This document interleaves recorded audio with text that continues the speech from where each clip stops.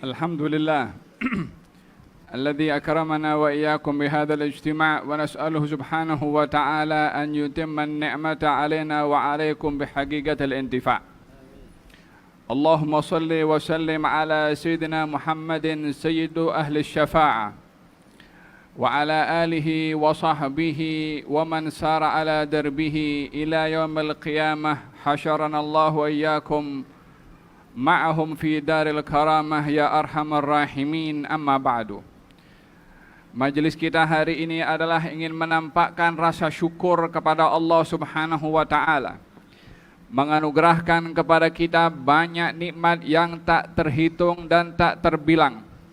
Selain daripada nikmat iman dan nikmat Islam, nikmat sehat, nikmat petunjuk dan hidayah yang digerakkan oleh Allah dalam hati kita untuk mengisi waktu dan masa yang diberikan oleh Allah Subhanahu wa taala dengan ibadah dan ketaatan kepadanya. Demikian nikmat hidayah yang menjadi salah satu sebab nikmat yang paling besar diberikan oleh Allah Subhanahu wa taala kepada hamba. Namun ramai daripada hamba yang tidak menghayati besarnya nikmat petunjuk untuk mensyukuri nikmat petunjuk itu. Lebih banyak manusia bersyukur akan nikmat yang bersifat material, nikmat sehat setelah sakit, nikmat harta, ataupun nikmat keperluan-keperluan keduniaan yang diinginkan dan diharapkan olehnya kepada Allah Subhanahu wa taala. Namun yang terpenting sekali bagi kita adalah untuk melihat besarnya nikmat hidayah dari Allah Subhanahu wa taala. Nikmat iman yang diberikan oleh Allah Subhanahu wa taala. Ma yaf'alullahu bi'adabikum in syakartum wa amantum. Apa yang akan dilakukan oleh Allah Subhanahu wa taala berupa adab kepada orang yang bersyukur dan orang yang beriman. Maknanya Allah tak akan mengadab kepada orang yang bersyukur dan orang yang beriman. Didahulukan syukur berbandingkan kepada iman, walaupun hakikatnya itu syukur adalah buah daripada iman. Karena dijelaskan dalam ayat ini agar supaya seseorang tidak hanya melihat iman pada ucapannya, tidak memahami iman hanya kepada perbuatannya, tapi memahami iman pada aspek syukur kepada Allah Subhanahu wa taala, yang dengan syukur itu akan menjadi sebab terlindungnya orang itu daripada azabnya Allah Subhanahu wa taala.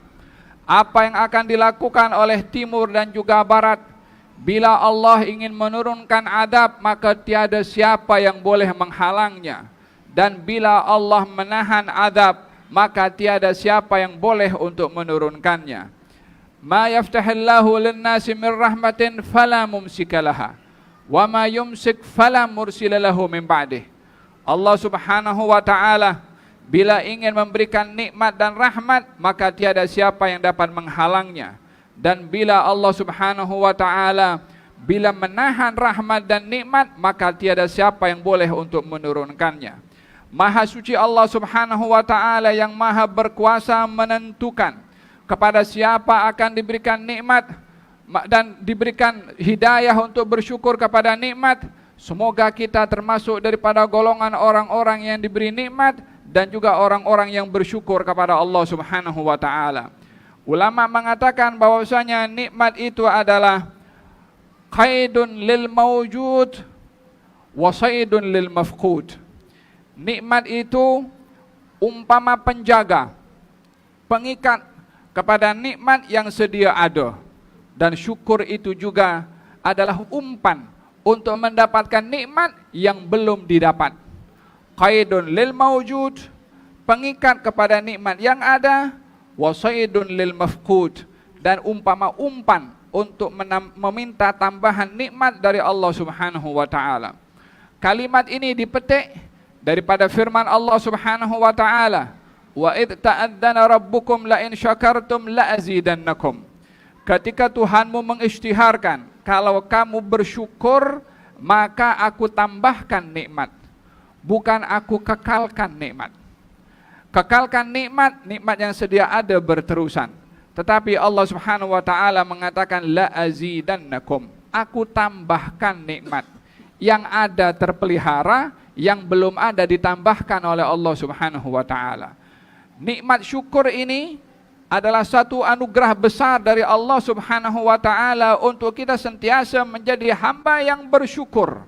Bila kita mengetahui nilai syukur itu yang menjadi keutamaan bagi seorang hidup aman di dunia terlepas daripada adab, dan nikmatnya juga dipelihara oleh Allah Subhanahu wa taala. Bukankah di dalam Al-Qur'anul Karim Allah Subhanahu wa taala menceritakan golongan orang-orang yang diberi nikmat, baik itu ada yang diberi nikmat berupa harta atau diberi nikmat berupa hidayah, namun tidak bersyukur dengan nikmat harta dan tidak bersyukur dengan nikmat hidayah, sehingga mereka berubah keadaannya daripada orang yang mendapatkan nikmat akhirnya menjadi orang yang terkena musibah karena sikapnya tidak bersyukur. Daripada orang yang awalnya mendapatkan hidayah untuk beramal kebaikan tetapi tidak bersyukur dengan nikmat hidayah, akhirnya terpesong daripada hidayah itu sendiri karena tidak mensyukuri nikmat tersebut. Oleh sebab itu di dalam Al-Qur'anul Karim Allah Subhanahu wa taala berfirman mengenai golongan orang-orang yang diberi nikmat harta oleh Allah Subhanahu wa taala, "Inna balawnahum kama balawna ashabal jannati id aqsamu la yasrimunnaha musbihin wa la yastathnun fatafa 'alaiha ta'ifun min rabbika wa hum naimun فأصبحت كالصريم فتنادوا مصبحين أن اغدوا على حرثكم إن كنتم صارمين فانطلقوا وهم يتخافتون ألا يدخلنها اليوم عليكم مسكين وغدوا على حرد قادرين فلما رأوها قالوا إنا لضالون بل نحن محرومون." Kata Allah Subhanahu wa taala dalam Al-Qur'anul Karim, kami beri dugaan kepada orang diberi nikmat oleh Allah, kebun, tanaman penuh dengan buah-buahan. Sepatutnya bersyukur dengan nikmat tersebut, namun ia kufur dengan nikmat, tidak mensyukuri nikmat, mengatakan kita akan ambil buah ini, kita akan tuai buah ini, kita akan petik buah ini malam-malam, supaya orang miskin tidak nampak, supaya orang lain tidak tahu, supaya orang lain tidak dapat mengambil atau meminta pemberian dan sedekah daripada hasil tanaman dan buah-buahan yang kita tuai.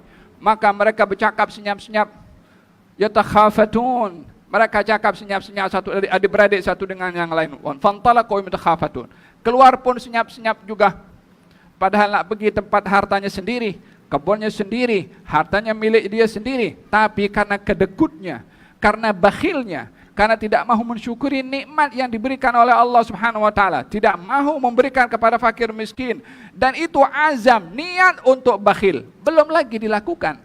Azam untuk bakhil, azam untuk tidak memberikan nikmat kepada orang lain sebagai tanda syukur kepada Allah Subhanahu wa taala.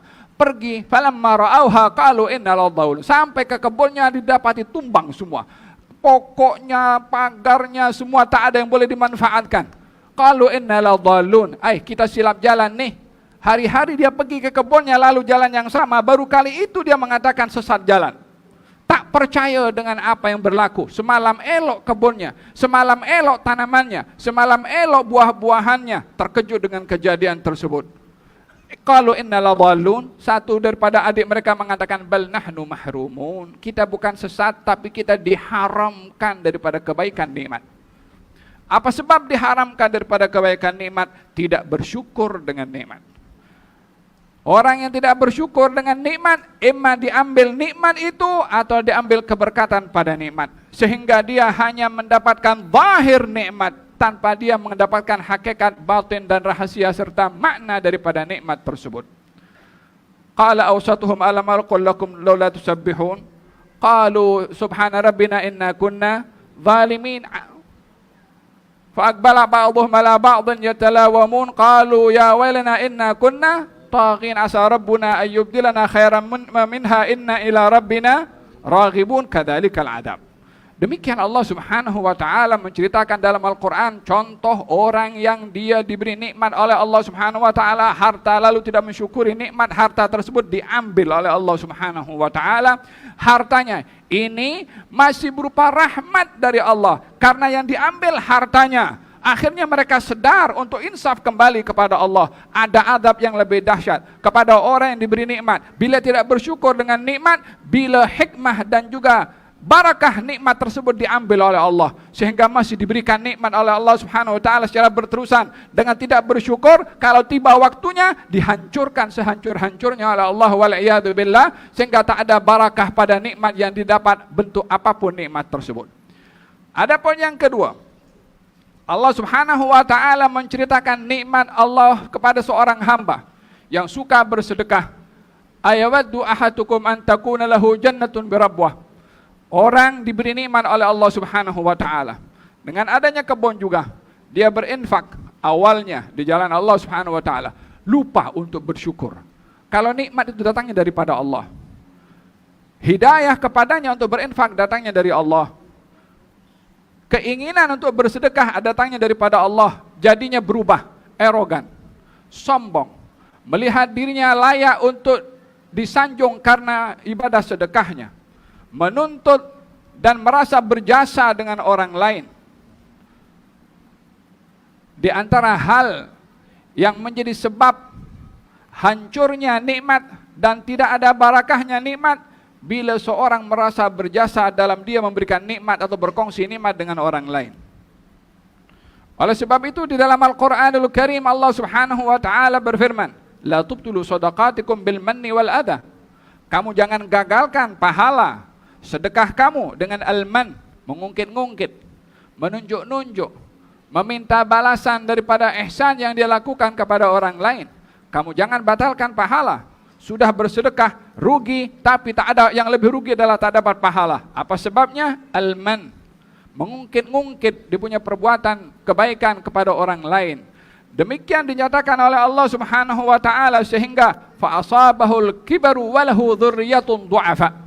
Sehingga orang ini setelah sudah dewasa, sudah tua, hancur hartanya, dia menjadi orang yang papa kedana, mempunyai anak dan zuriat yang banyak yang tak boleh ditolong olehnya. Dihukum oleh Allah di masa tuanya di dunia. Walaupun awalnya adalah menggunakan nikmat di tempat yang baik, namun tidak mensyukuri kepada Allah Subhanahu wa taala, maka dihukum oleh Allah Subhanahu wa taala karena lupa mensyukuri akan nikmat dari Allah Subhanahu wa taala. Di masa dia memerlukan bantuan daripada Allah, disitulah dia kehilangan, disebabkan lupa kepada Allah di masa senang, maka dilupakan oleh Allah semasa dia susah. Sementara janji Allah, ta'arraf ilallah firraha ya'rifka fisyiddah. Kenalilah Allah ketika kamu senang, Allah akan kenal kepada kamu di saat kamu susah. Hadirin hadirat yang dirahmati oleh Allah, suasana sekarang ini yang kita lalui di bulan Syawal, suasana kita ingin bersyukur kepada Allah atas nikmat ibadah yang kita lakukan di bulan Ramadan al-Mubarak. Tapi nikmat ini menuntut kepada kita tuntutan yang penting untuk menjaga nikmat, untuk mensyukuri nikmat sebagaimana saya jelaskan tadi, untuk mendapatkan qaidun lil mawjud wa saydun lil mafqud tadi. Perlu untuk kita mensyukuri nikmat tersebut. Bukankah di dalam Al-Quranul Karim ketika orang masuk ke kebunnya dan dikatakan, kalau kamu masuk kebun kamu dengan mengatakan Masya Allah la quwata illa billah, akan dijaga ini nikmat oleh Allah Subhanahu wa taala untuk kamu. Tapi kalau kamu sombong ketika melihat nikmat dan kamu arogan ketika melihat nikmat, di situ Allah Subhanahu wa taala akan menghukum kepada kamu. Demikian di dalam Al-Qur'anul Karim, Nabi sallallahu alaihi wasallam dibimbing oleh Allah untuk mensyukuri nikmat hidayah. Dengan apa kita bersyukur nikmat hidayah? Kita semua di bulan Ramadan banyak melakukan aktivitas yang cukup banyak. Tadarusnya, zikirnya, i'tikafnya, salat jamaahnya, tarawihnya, dan macam-macam ibadah yang kita lakukan. Sejauh mana kita mahu menjaga nikmat hidayah yang Allah berikan di bulan Ramadan tadi ketika berada di luar bulan Ramadan? Di dalam Al-Quranul Karim Allah Subhanahu wa taala menjelaskan tentang ibadahnya para anbiya dan ibadahnya para malaikat sebagai tanda syukur nikmat hidayah. Bagaimanakah mensyukuri nikmat hidayah? Nikmat kita mendapat petunjuk melakukan ketaatan. Tadi itu nikmat bersifat kebendaan dan keduniaan. Tapi sifat syukur ke atas nikmat berupa petunjuk, berupa amal yang soleh, berupa ibadah dan ketaatan yang kita lakukan. Bagaimana kita mensyukuri nikmat tersebut? Allah Subhanahu wa taala memerintahkan kepada nabinya, fa idza faragta fansab wa ila rabbika farghab. Kalau kamu selesai daripada satu ibadah, fansab, tegaklah kamu berdiri untuk melakukan ibadah yang lain. Untuk tidak merasa berhenti atau cukup dengan ibadah yang kita lakukan. Alhamdulillah Ramadan sudah dapat 30 hari qiyamul lail, confirm dapat malam Lailatul Qadar dengan husnudzan dan keyakinan kita kepada Allah Subhanahu wa taala. 83 tahun kita diberi pahala oleh Allah dapat malam Lailatul Qadar. Belum lagi nama kita dicatat oleh Allah dalam golongan orang-orang yang dibebaskan daripada api neraka. Belum lagi rahmat, maghfirah dan juga pemberian berlipat gandanya pahala diberikan oleh Allah. Khalas, kita punya simpanan sudah banyak. Kita punya store sudah banyak. Khalas, selepas itu kita tutup kita punya almari dan kita cukup beribadah pada waktu Ramadan sahaja. Fa idza faragta fansab. Kalau kamu selesai daripada satu ibadah, tegaklah berdiri untuk melakukan ibadah yang lainnya. Itu syukurnya kita kepada Allah akan nikmat ibadah, akan nikmat ketaatan. Dengan kita lagi melakukan amal ibadah walaupun di luar bulan Ramadan. Itu petunjuk pertama, irsyad pertama, tarbiyah pertama yang diberikan oleh Allah kepada Nabi Muhammad SAW. Oleh sebab yang demikian, Sayyidina Abu Bakar As-Siddiq radhiyallahu anhu wa ardah, ketika beliau sebelum menjadi khalifah, beliau membantu seorang jirannya, ibu tunggal dengan anak kecil yatim, dengan memerah susu di rumah tersebut karena tak ada lelaki yang dapat membantu mereka. Maka setiap kali ada waktu-waktu tertentu, Sayyidina Abu Bakar akan singgah untuk perah susu dan membantu keluarga yang kehilangan ketua keluarga di rumah tersebut. Saat beliau dilantik menjadi khalifah, maka si ibu mengatakan kepada anaknya, "Wahai anakku, sekarang Abu Bakar sudah sibuk dengan urusan pemerintahan, maka tiada masa lagi bagi dia untuk datang ke rumah kita untuk memerah susu untuk kita." Kata-kata itu didengar karena Sayyidina Abu Bakar sedang lewat di rumahnya. Katanya, "Wahai orang yang ada dalam rumah ini, saya tak akan tinggalkan amal perbuatan baik saya yang saya lakukan sebelum saya menjadi khalifah, lalu saya tinggalkan setelah saya menjadi khalifah. Saya akan tetap datang ke rumah kamu untuk perah susu dan memberikan kepada kamu." Walaupun dia menjadi orang nomor satu daripada pemerintahan waktu itu, salah satu kerjanya selain daripada mengurus negara, pergi ke rumah ibu tunggal itu untuk memerah susu dan diberikan kepada mereka, walaupun dia seorang yang penuh dengan kesibukan. Yang menjadi perhatian pada hal ini, selain daripada tawadhu'nya, selain daripada sifat merendah dirinya, adalah sifat istiqamah atas apa yang dilakukan sebelum menjadi khalifah. Kesibukannya pada khalifah tidak menghalang dia untuk melakukan apa kebiasaan yang dilakukan sebelum menjadi khalifah. Demikian istiqamah, demikian rasa syukur kepada Allah Subhanahu wa taala atas nikmat ketaatan yang diberikan oleh Allah Subhanahu wa taala. Dan yang kedua, dalam mensyukuri nikmat hidayah ini adalah seseorang hendaklah tidak seseorang dalam beribadah kepada Allah Subhanahu wa taala tidak merasa dan tidak melihat sudah banyak dalam beribadah.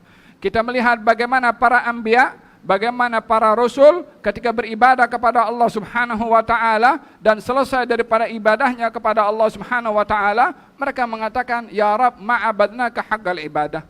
Ya Allah, aku belum cukup beribadah kepada Engkau. Siapa yang lebih banyak ibadahnya lebih daripada malaikat, lebih daripada para rasul? Walau demikian, mereka tidak pernah mengatakan, "Ya Rabb, aku sudah banyak beribadah kepada Engkau. Ya Rabb, aku sudah banyak melakukan ketaatan kepada Engkau." Mengatakan kepada Allah, "Ma'abadnak haqqal ibadah." Saya belum cukup sembah Engkau dengan sebenar-benar ibadah. Apa yang kita boleh banggakan di hadapan Allah Subhanahu wa taala dengan ibadah yang kita lakukan? Apa yang kita boleh tunjukkan kepada Allah Subhanahu wa taala dengan ibadah yang kita lakukan, sementara semua adalah fadl dan hidayah dari Allah Subhanahu wa taala kepada kita? Sikapilah Allah Subhanahu wa taala yang telah mencurahkan terlalu banyak nikmat kepada kita untuk kita bersyukur kepada Allah Subhanahu wa taala dan sentiasa melihat berkekurangannya kita dalam beribadah kepada Allah. Dengan begitu kita akan mendapatkan qaidun lil mawjud wa saydun lil mafqud. Kita berdoa kepada Allah Subhanahu wa taala, mudah-mudahan Allah Subhanahu wa taala menggolongkan kita dalam golongan orang-orang yang sedikit, seperti mana dikatakan dalam Al-Quran, "Wa qalilun min ibadiyasy syakur." sedikit sekali daripada hambaku yang bersyukur. Mudah-mudahan Allah Subhanahu wa taala masukkan kita dalam golongan orang yang sedikit itu, supaya kita bersyukur dengan nikmat harta yang Allah berikan untuk ditambahkan berkat dan tambahan segala-galanya dari Allah pada harta. Bersyukur dengan nikmat hidayah ditambahkan oleh Allah dengan hidayah yang lainnya. Walladzina jahadu fina lanahdiyannahum subulana wa innallaha lama'al muhsinin. Orang-orang bermujahadah di jalan kami tambahkan lagi kepadanya jalan-jalan menuju kepada kami. Kami tambahkan ketaatan untuk menuju kepada kami. Demikian sifat Allah, dan kekayaan Allah tidak terhenti sejauh mana seseorang itu mendapatkan dan meminta kekayaan dan khazanah yang ada pada Allah jauh lebih besar dan lebih banyak berbandingkan apa yang diminta oleh semua makhluk. Mudah-mudahan Allah Subhanahu wa taala anugerahkan kepada kita manisnya syukur kepada Allah Subhanahu wa taala. Rasa qanaah dengan apa yang diberi oleh Allah Subhanahu wa taala. Istiqamah dalam ibadah yang kita lakukan kepada Allah Subhanahu wa taala, dan mudah-mudahan Allah Subhanahu wa taala tidak haramkan kita daripada barakahnya Ramadan, daripada hadiah Ramadan, daripada rahmatnya Ramadan, rahasia Ramadan, hikmah Ramadan, anugerah yang Allah berikan dalam Ramadan. Mudah-mudahan di luar Ramadan ini diberikan juga oleh Allah Subhanahu wa taala dengan kita istiqamah beribadah kepada Allah Subhanahu wa taala, dan mudah-mudahan Allah lindungi kita daripada musibah, daripada segala bala, dari segala bencana ya rabbal alamin. Dianugerahkan oleh Allah tenang dalam hati. Apapun yang kita lalui dalam hidup, mau suka mau duka, mau pahit maupun manis, kita dianugerahkan oleh Allah sakinah dalam setiap keadaan, sehingga kita sentiasa merasa bersama dengan Allah Subhanahu wa taala. Yang masalah kita tidak merasa bersama, adapun Allah bersama dengan hambanya. Mudah-mudahan Allah Subhanahu wa taala anugerahkan kepada kita merasa bersama dengan Allah Subhanahu wa taala. Innallaha ma'ana, sebagaimana dalam Al-Qur'anul Karim. Mudah-mudahan Allah Subhanahu wa taala anugerahkan kepada kita merasa bersama dengan Allah dalam senang, dalam susah, dalam sedih, dalam gembira, dalam kaya, dalam miskin, dalam sehat, dalam sakit, dalam bermasalah, dalam tidak bermasalah, dalam keadaan apapun juga dianugerahkan oleh Allah kebersamaan bersama dengan Allah Subhanahu wa taala, dan nikmat yang diberikan oleh Allah mudah-mudahan dijaga, dipelihara, dan diberikan oleh Allah nikmat yang kita belum dapat. Sesungguhnya Allah Maha Pemurah, Maha Pemberi, Maha menjanjikan untuk memenuhi janjinya kepada hamba-hambanya yang bersyukur kepada Allah Subhanahu wa taala. Mudah-mudahan para syiban kita diberikan oleh Allah Subhanahu wa taala sehat wal afiyah. Yang sakit di antara mereka diberikan sehat wal afiyah. Yang sakit lutut mudah-mudahan diberikan sehat walafiat oleh Allah Subhanahu wa taala. Yang sehat ditambahkan sehat oleh Allah Subhanahu wa taala. Yang taat ditambahkan taatnya oleh Allah Subhanahu wa taala. Birahmatika arhamar rahimin. Wa sallallahu alaihi wasallam Muhammadin wa ala alihi wa sahbihi wasallam. Walhamdulillahi rabbil alamin.